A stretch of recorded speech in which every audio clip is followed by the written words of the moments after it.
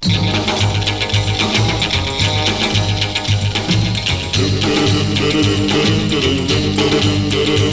got a dog named Zack, and he's midnight black. And I also got a mailman called Mr. Mac. Now my dog Zack has got teeth of steel, just the kind of steel Mr. Mac don't wanna feel. When he starts to wail and tries to jump over that rail, I grab him by the tail, 'cause I want my mail from Abigail. I got a dog named Zack, ready to attack.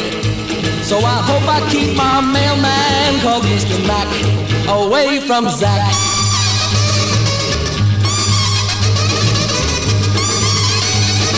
My name is Mac and I'm scared of Zack.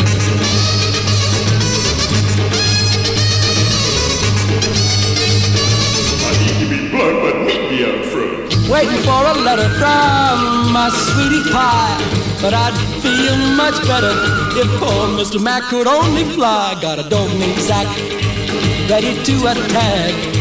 So I gotta keep my mailman called Mr. Mac away from Zack.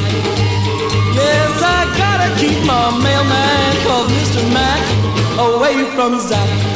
Don't turn your back on Zack, watch out